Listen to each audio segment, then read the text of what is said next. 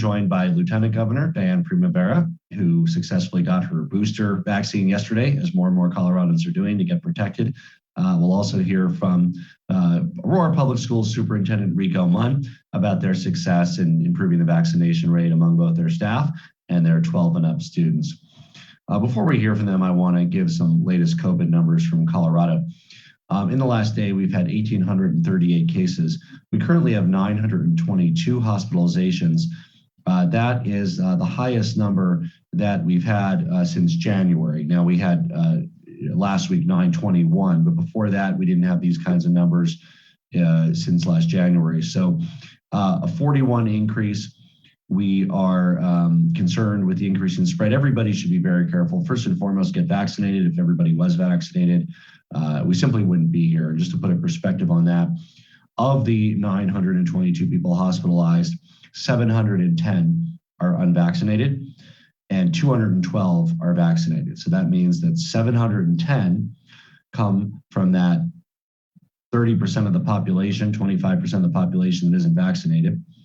And we have only 212 that come from that large group of the population that is successfully vaccinated. If everybody was vaccinated, just to be clear, and we saw the same effect, even if, by the way, and there's only upside, because if everybody's vaccinated, the virus wouldn't be spreading like it is.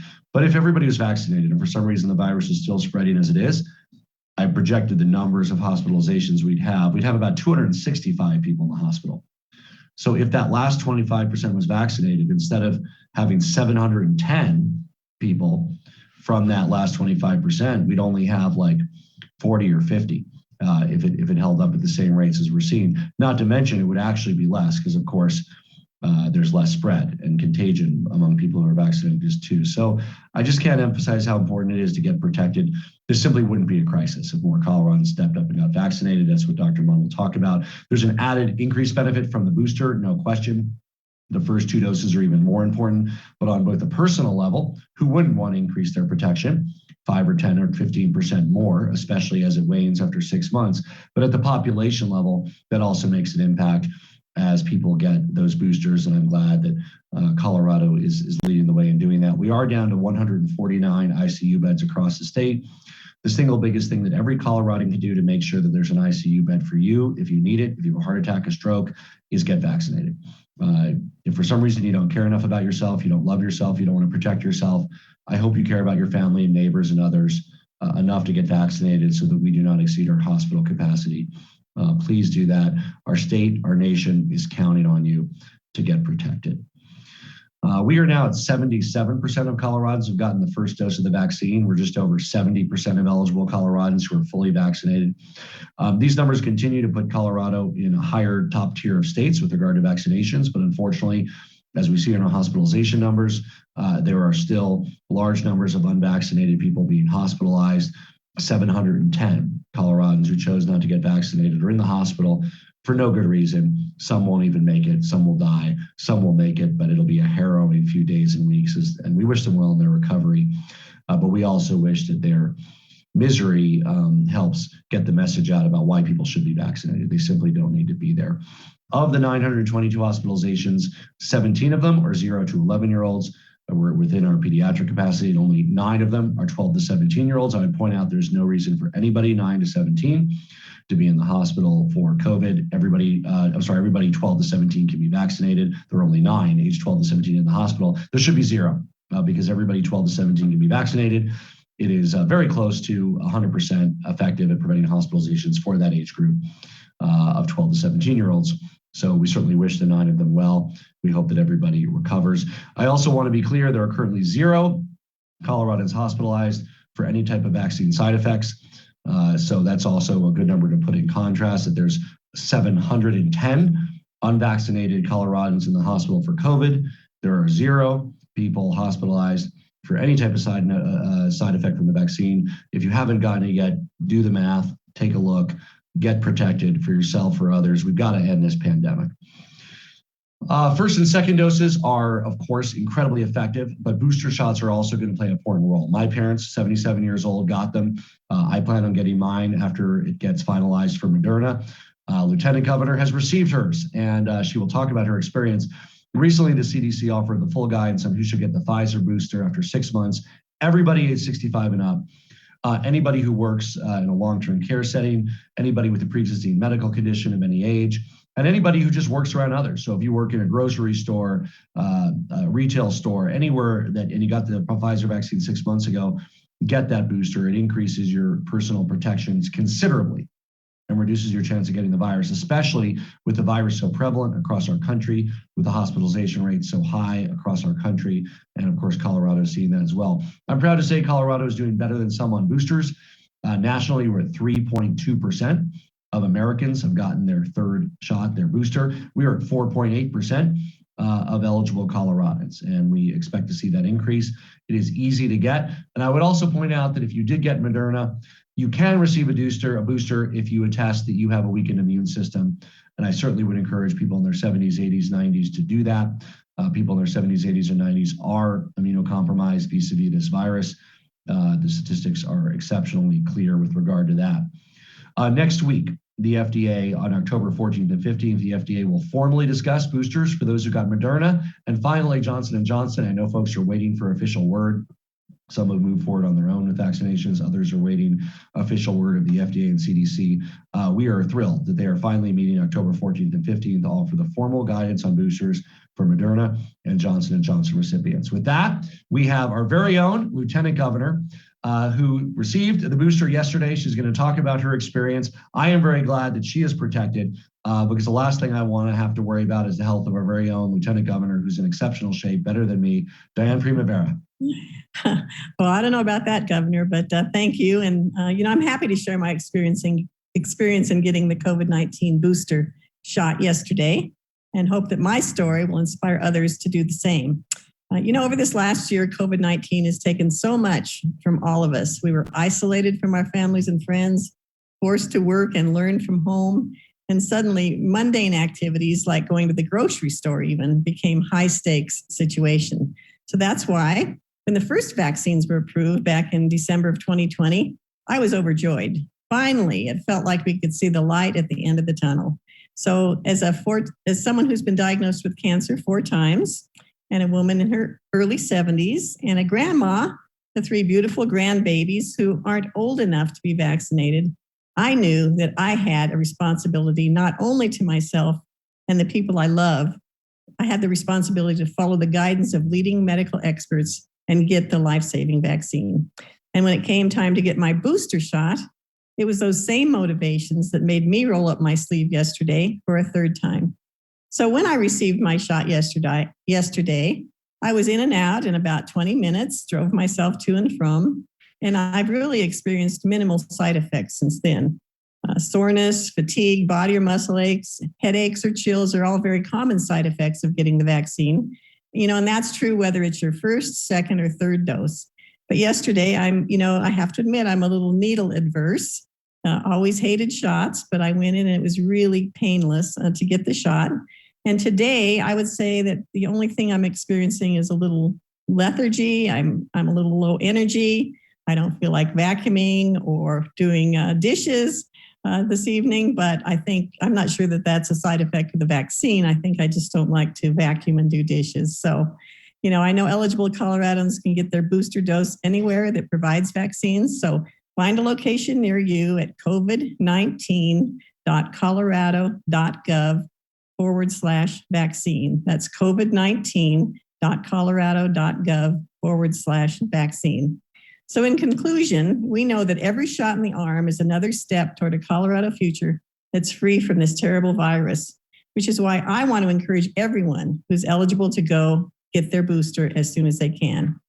And of course, 1st and 2nd doses are essential to stopping the spread of COVID-19, and they remain highly effective in fighting the virus, preventing severe symptoms and, as the governor said, hospitalizations. But with the severity of the Delta variant and the dangerous decision by far too many Coloradans to not get vaccinated, we have to do everything we can to protect ourselves and the people around us, like my little vulnerable loved ones.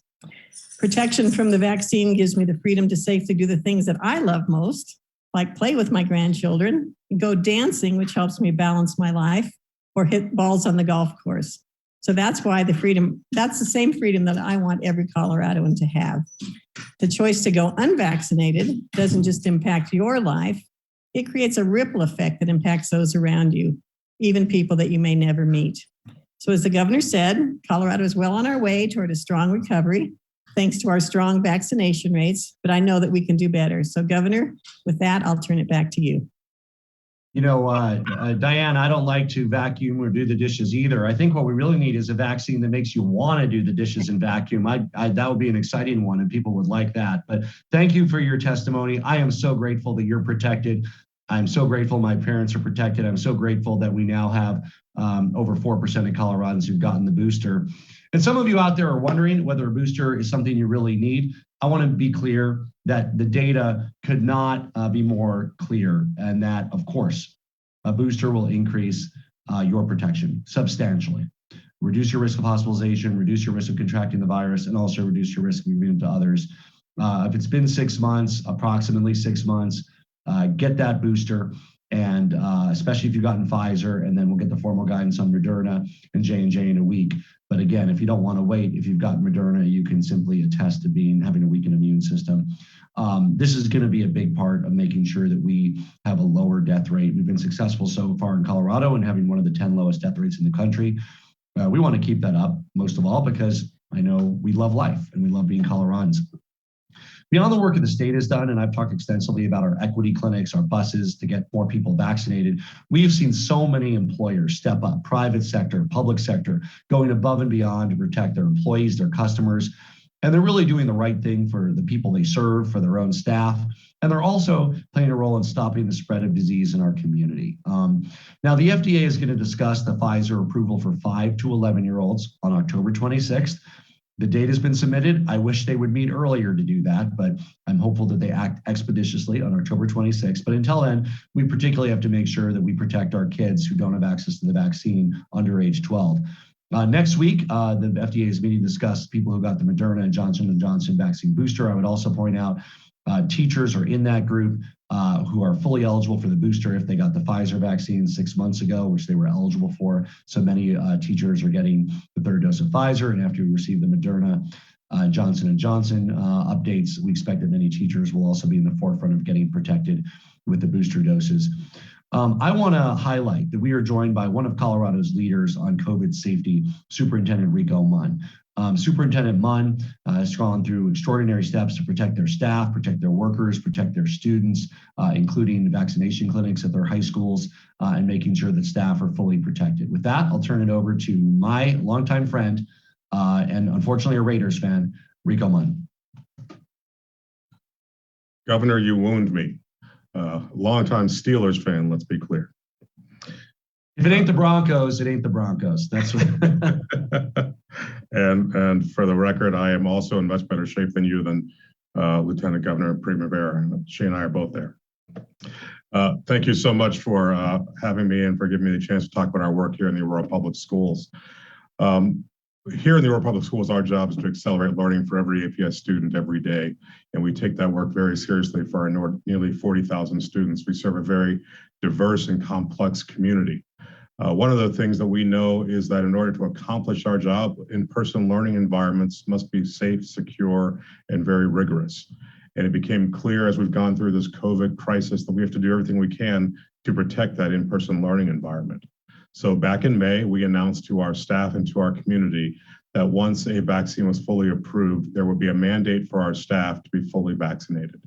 And as that approval came early this school year, we put that in place and gave our staff 45 days to comply with that. Tomorrow is the deadline for the staff compliance, so we don't yet have final numbers. But what we know is that 96% of our licensed employees, our frontline educators, our teachers, our principals, are fully vaccinated. We expect that number to go up as we reach that deadline tomorrow. And also, we also know a number of our staff are partially vaccinated, and so those numbers will increase. We have a few staff members who have appropriately qualified for an exemption for medical or religious reasons, but we're incredibly grateful to our staff for stepping up and responding to this need for our students to be protected and have protection in our classrooms. We have sponsored a large number of vaccine clinics throughout the district where healthcare providers and partners have come in and used our facilities and used our staff to administer thousands of doses of vaccine to members of our community. We've also had in place a requirement for all of our student athletes that they either be vaccinated or get regular testing, because we know that vaccination is the key to making sure our students are healthy moving forward throughout this process. And so we want to make sure that they and their families have a clear option to protect themselves as they are engaging in some of these higher risk activities. As we know, an undiagnosed respiratory condition can be a dangerous situation as it relates to COVID-19. So we have been very aggressive in our work to make sure that we are putting vaccinations in place and protecting our staff, our students, and our learning environments. As we continue to learn more about COVID-19, we're also continuing our partnership with COVID Check Colorado to get regular testing. And we've recently signed up with CDPHE for regular surveillance testing at our schools. And as we get more of that coming online, we know that that information will help protect our learning environments and also encourage more people to get vaccines wherever possible, whenever possible. So thank you, Governor. Thank you, Lieutenant Governor, for your leadership on these issues. And we're happy to be part of finding solutions to making sure that Colorado stays healthy. Thank you, Rico. And, you know, the vast majority of Coloradans doing the right thing for themselves, protecting themselves, rolling up their sleeves, getting the first 2 doses of the vaccine. And many people are, of course, proceeding with the booster to protect themselves. But we are still in a pandemic, and there are still too many Coloradans who haven't yet made the choice to protect themselves. And if they're our friends, our family, we want to encourage them with love. We want to show them the data.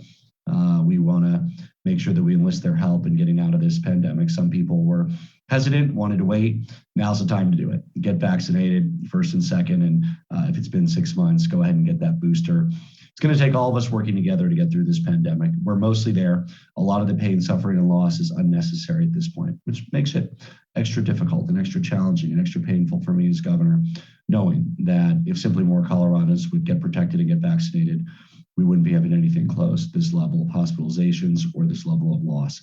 With employers like Aurora Public Schools leading the way and so many others in the public and private sector to help vaccinate more people, protect more people, I know we're going to emerge stronger than ever before. And I want to thank everybody for helping us get there. With that, happy to open it for questions. To all members of the media, if you would like to ask a question, please use the hand raise function or message me, Gov Office Media Line, and I will assign you a place in line. But our first question goes to Jessica Seaman. Go ahead, Jessica. Hi, Governor. I know that I think it was over the weekend, you had ordered schools to report more data about COVID-19 to the state. What data are you looking to get that you don't already have? And what will it tell you?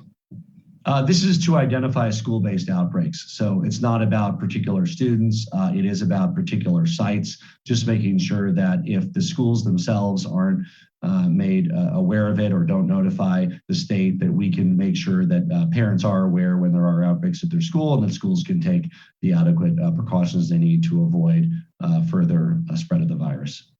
Can you clarify how that would be on top of what we already have on school outbreaks? Would this look more? Yeah, it's mostly overlap with what we already have. I think there's a few instances where there's concern that reports that were required we weren't getting or the state wasn't aware of, or students that might be affiliated with the school where the school themselves didn't know that a student had it. So it's just, it's really just to catch a few cases that might have been falling through the cracks. It's consistent with probably 95 to 98% of what's been happening anyway, but we just wanted to make sure that as few parents as possible were in the position of not knowing if there was an outbreak at their kid's school. Okay, thanks. Our next question is from Sarah Flower. Go ahead, Sarah.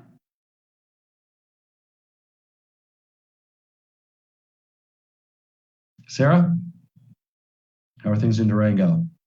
All the way over here. The line's not as great.